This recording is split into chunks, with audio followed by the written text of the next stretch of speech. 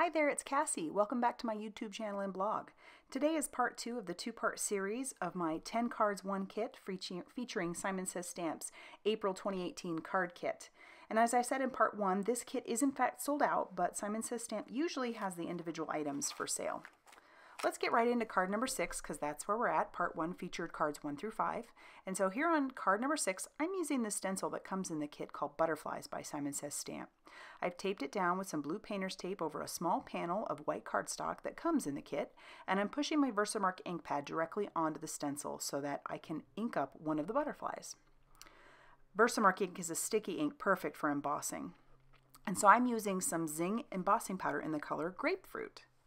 I'll pour that directly over my image onto a coffee filter so that I can easily funnel that back into the jar and then heat it up with my heat tool.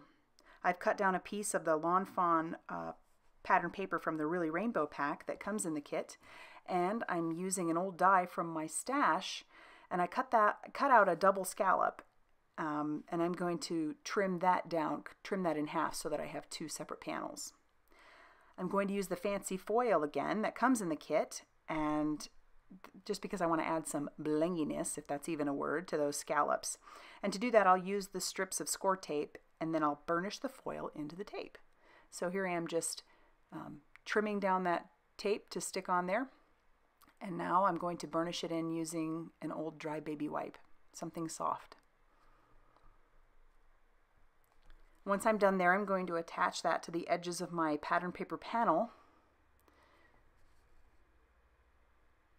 And then I'm going to attach that to my card base at an angle, which you'll see here in a second.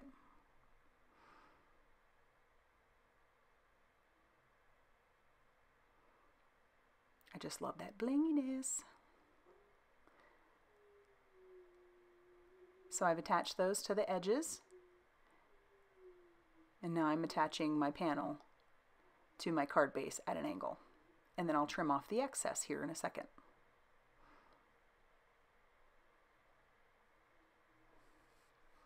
That fancy foil is pretty neat.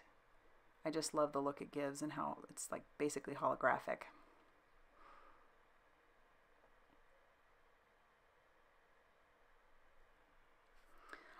Now I'm going to ink the edges of my butterfly panel with that Mermaid Lagoon ink, and I'll stamp the sentiment right underneath the butterfly using some Lawn Fawn jet black ink.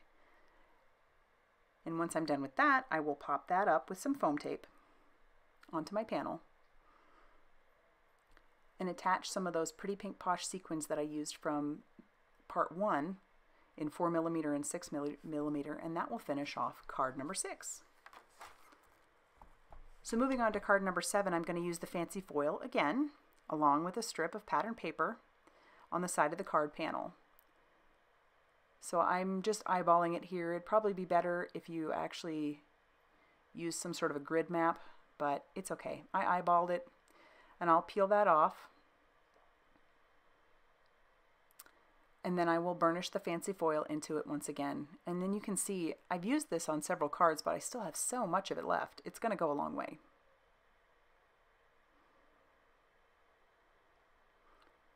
And I'll use my tape runner to attach that panel or that pattern paper piece directly to the card.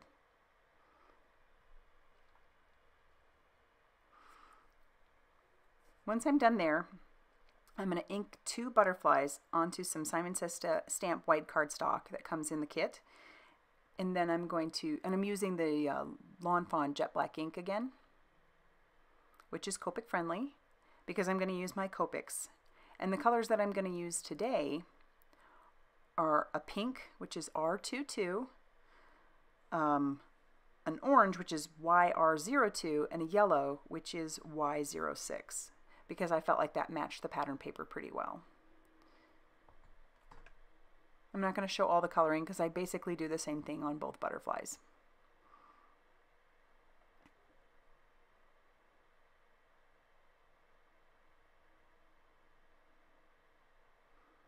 And I also, I grabbed the Y06. Or the YG05, my bad. And then I'll fussy cut those out, and I'll cover those with the Nuvo Glitter Gloss Aqua Shimmer pen for a little bit of shine. You can't see it on camera, but it sure does sparkle in real life.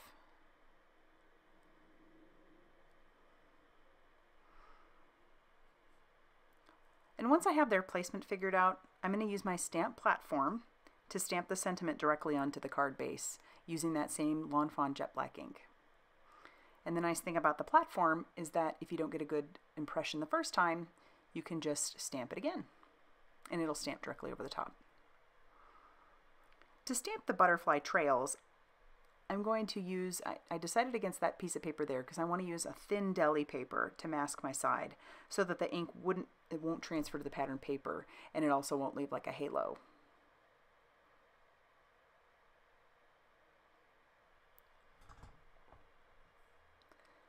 And I thought about using that same one for the other butterfly, but there's another butterfly trail that's a little bit larger, and I thought that that one would look a little bit cuter. So I'm going to stamp that one down using that Lawn Fawn jet black ink.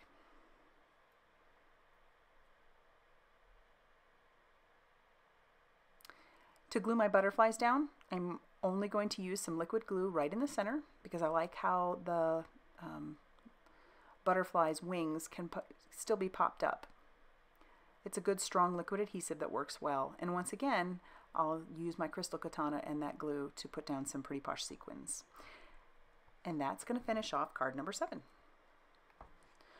So for card number 8, I had already die cut a circle from a piece of scrap cardstock that I had using my Spellbinders Circle Nestabilities. And I'm going to use that as a mask for my white card base in order to do some ink brushing using the Distress Blending Brush and the Squeezed Lemonade ink from the kit.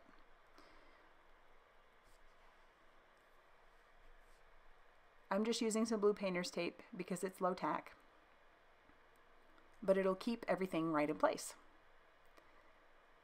And here's where I can see where it might be important to have one brush for every color family, like one for all of your reds, one for all of your yellows, one for all of your blues.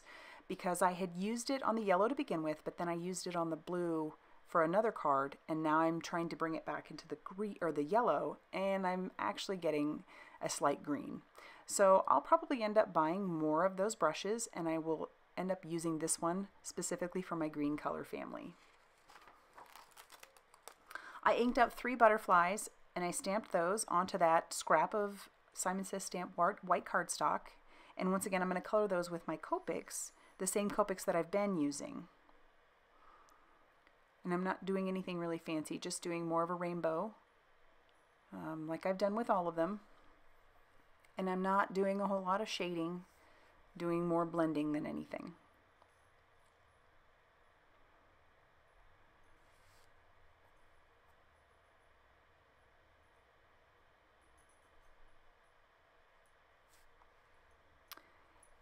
Finishing off with that purple there. And once I'm done, I'm going to fussy cut all of those out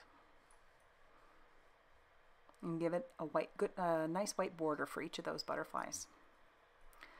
I'm going to grab my stamp platform to stamp my sentiment. Once I've decided which sentiment to use,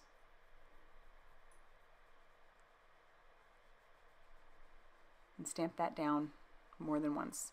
And then I will attach my butterflies and the sequins, and there's my dog. Attach those butterflies and some sequins, and then to finish it off, you're going to see I go old school again by pulling out an old Creative Memories corner rounder, if y'all remember Creative Memories.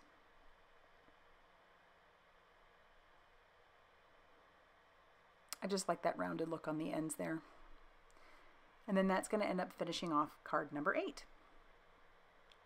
For card number 9, I cut down a piece of pattern paper from the kit to 4 by 5 1/4 inches, and then I die cut some small circles from some different pattern paper. And I'm using my Mini Misty to stamp my sentiment on that panel there,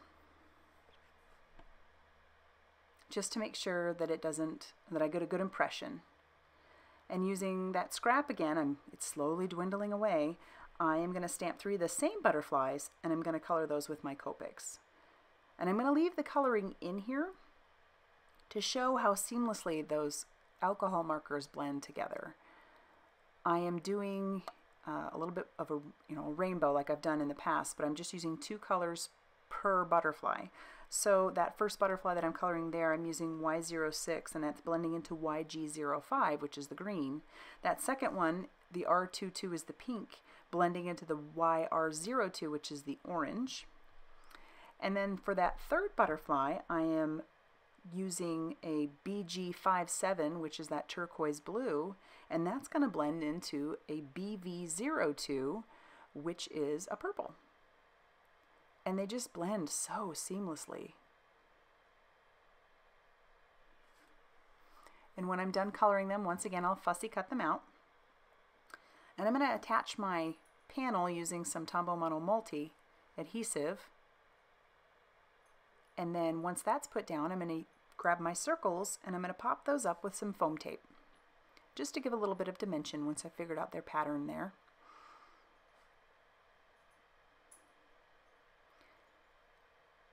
And once those are all adhered, I'm going to glue my butterflies down in the center like I have with the rest of my cards,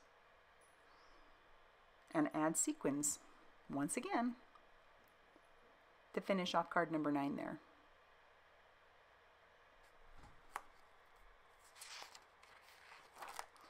For card number 10, I cut down a piece of pattern paper once again to 4 by 5 1/4 inches, and that's going to go on that orange card base there. I grabbed my stamp platform and some vellum that's from my stash, that is not in the kit, and I'm rubbing my anti-static powder bag over the vellum. And I'm going to stamp the leaves that are in the set in Versamark ink, that sticky ink that we used before for embossing. And I'm going to flip the panel. Once I'm done, I get a good impression. I'm going to flip the panel so that I have 4 of those leaves. It's 2 big and 2 small.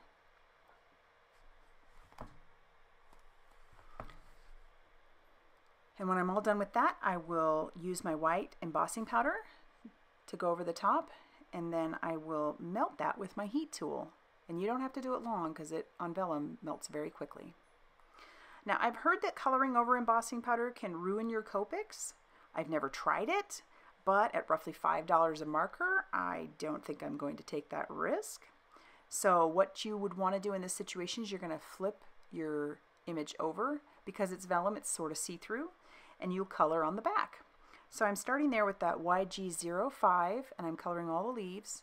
And the interesting thing about coloring on vellum is it's not like regular paper, so the Copics basically just kind of sit on top. And now I'm using the YG09 to give a little bit of definition. And once again, that just kind of sits on top. It will blend a little bit, and it will push the other color a little bit away, but it basically just sits on top.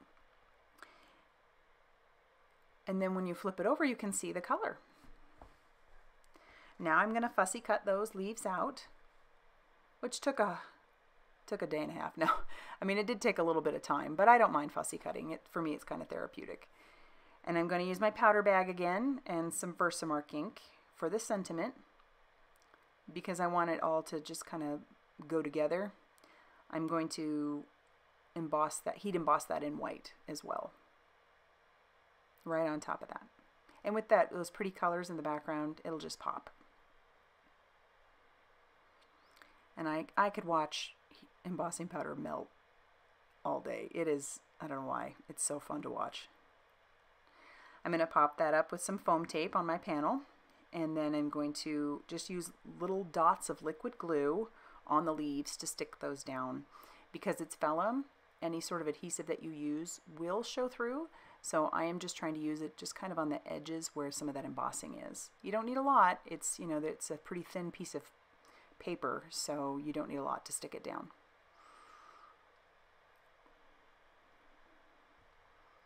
And once I've got those 2 leaves up on top, I'm going to use my sequins again.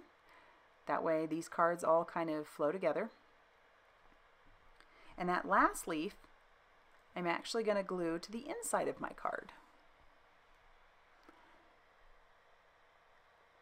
And that's going to finish off card number 10 once that's put on the inside. One of the things I like about using the same embellishments for any kind of kit is that you can bundle some of these cards together and make a little gift to give to somebody. That's one of the things I enjoy doing. You could bundle up 5 of them and have a gift to give. So that'll finish off card number 10. So let's take a look at all the cards that we've made over the 2 series. There's card 1, 2, 3, 4, and 5, and those are from part 1, which you can always go back and look at. And then we'll take a look at the cards that we made in this kit. If you like what I've done, go ahead and like this page or like this video and subscribe, because I plan to do more of these. And I would love to hear what you think, which one was your favorite, and just what you think. So thanks for stopping by. I hope you have a great day.